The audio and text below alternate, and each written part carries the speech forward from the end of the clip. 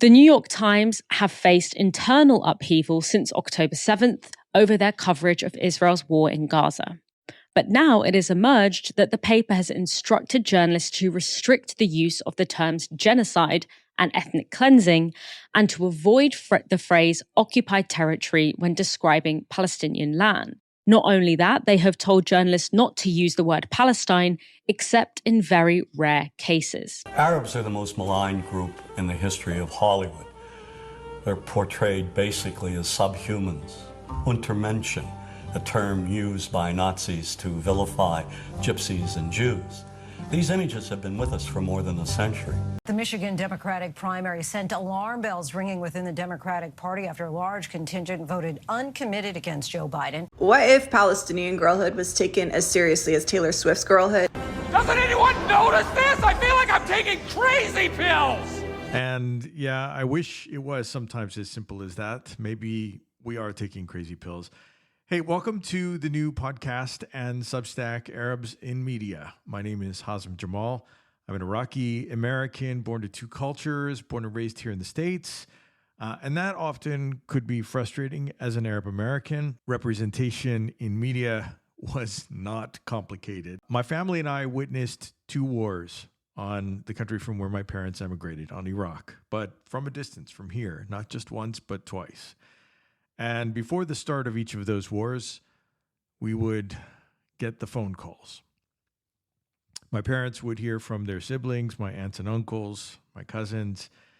And if you can imagine this, they were offering their goodbyes, not knowing what to anticipate in the pending wars.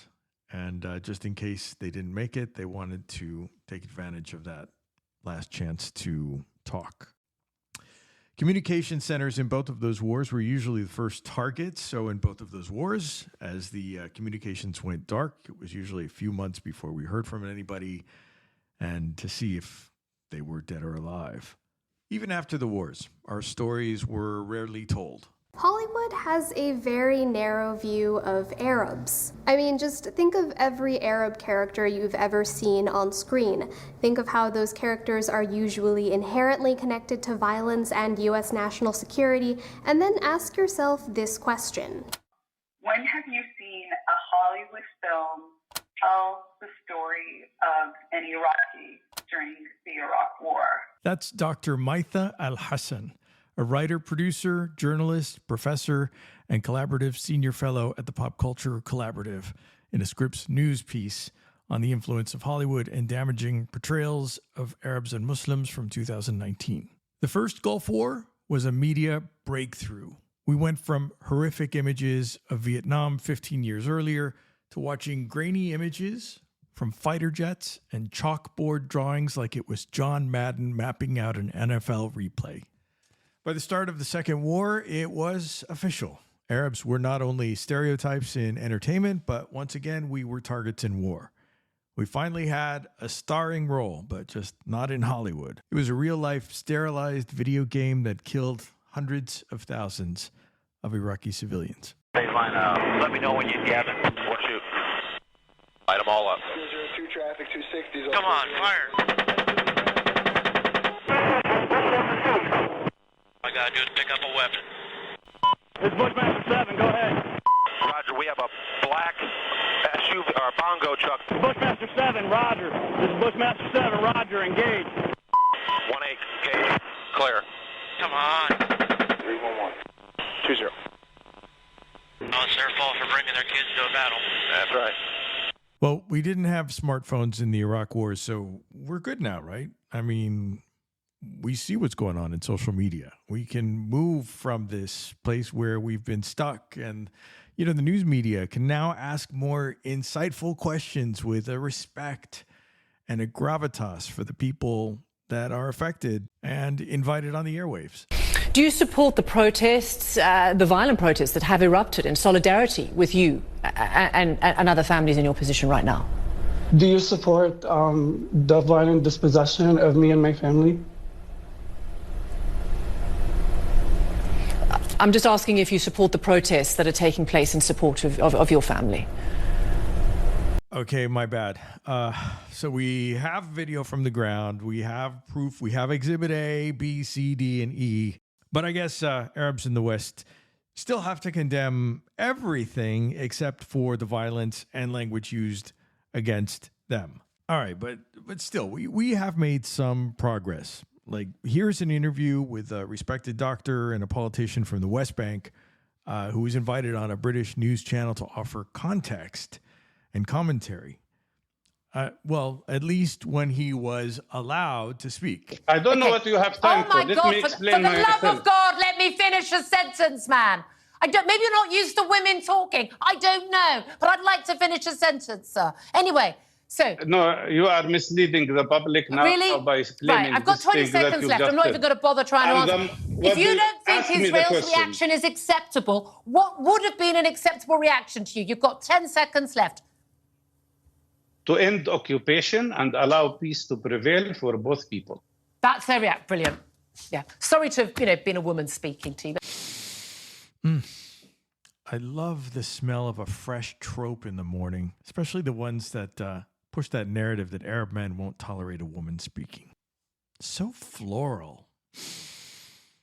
If only we could get through a single interview to vouch for what's happening, let's say, at the hospitals in Gaza. Maybe we'd be more humanized if someone from Doctors Without Borders can get to the reality on the ground without pulling the story back to fit some sort of narrative. You'll know that the Israeli military say that they have killed and detained hundreds of Hamas militants within the Al-Shifa complex. Do you know if Hamas were there and were fighting with the Israelis? I am just shocked that we're still having this conversation. They executed tens of people point blank, including one of our colleagues, Dr. Ahmed Khalalati, who's a very experienced plastic surgeon, him and his mother, who's also a physician. They executed people point blank.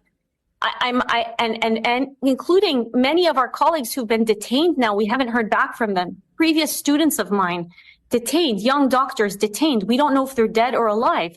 They have been gone for over 100 days. So to say that this is a strategic targeting of Hamas is an insult to our intellect and our humanity. This is a destruction of people who heal. This is a direct targeting of healthcare workers. It seems like there's less of a willingness in the West at this point to accept the status quo.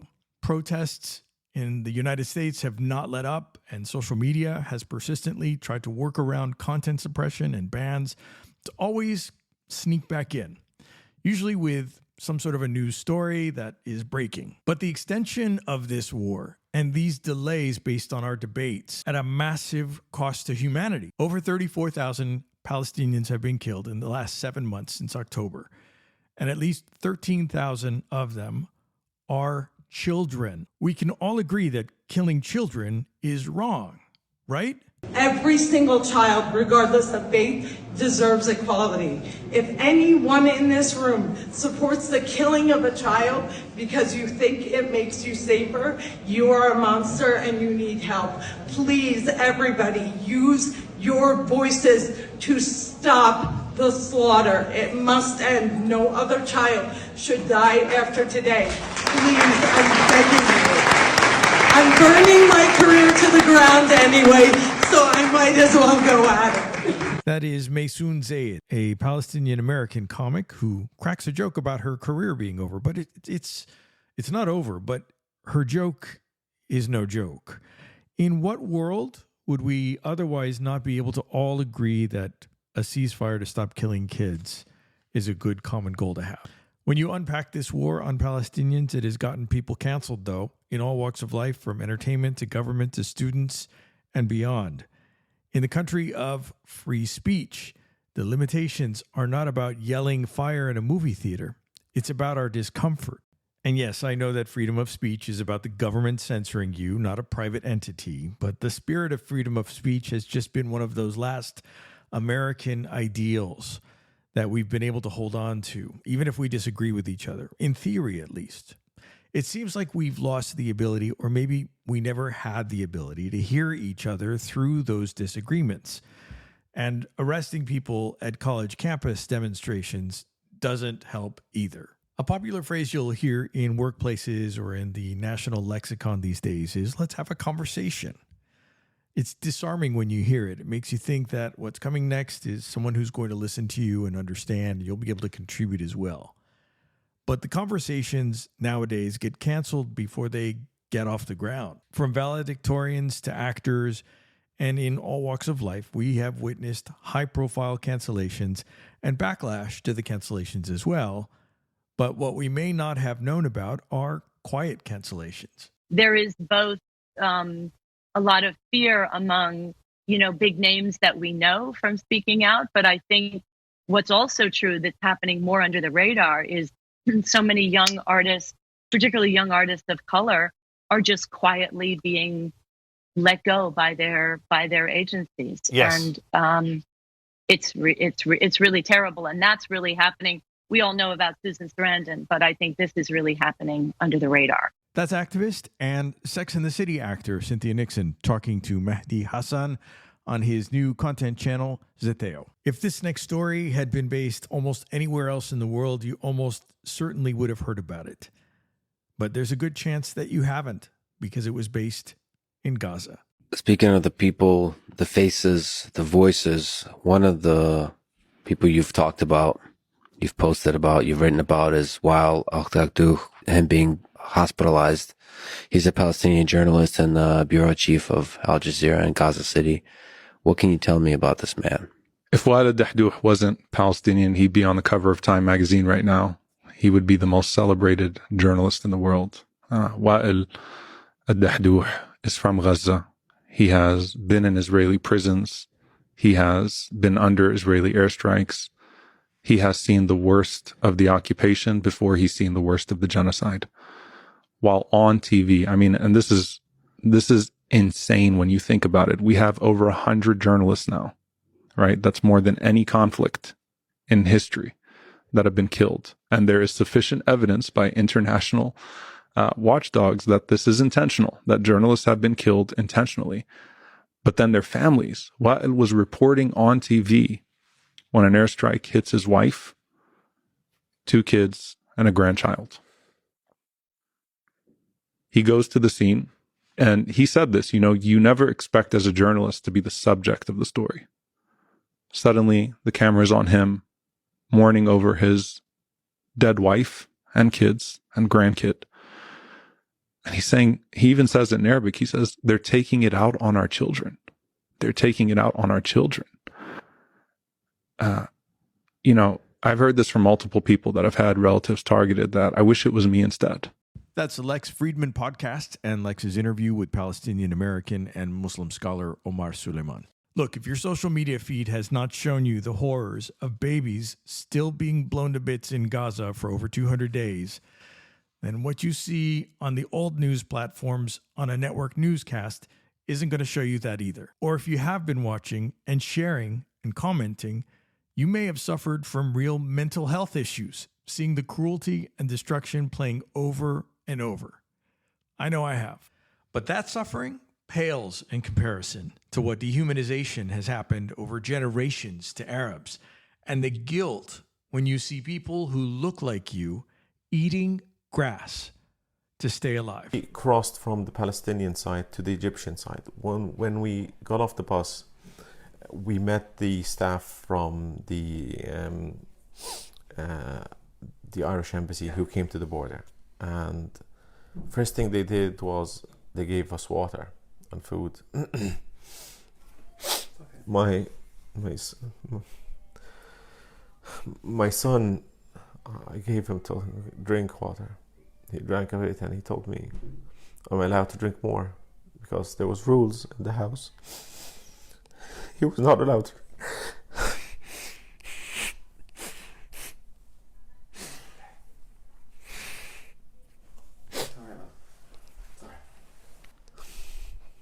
He was not allowed to drink more than a small bit. And then he asked me, can I drink more? I said, of course.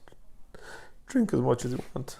Noura Erakat, a human rights lawyer, shared this observation recently on Mark Lamont Hill's show up front. I think let's take what's evidence in the pattern over many, many decades, not just in the past 6 months or almost 7 months now, which is that there is both a deference to Israel and what Israel says without an adequate amount of scrutiny, and there is also a lack of even acknowledgement and respect for what Palestinians are saying.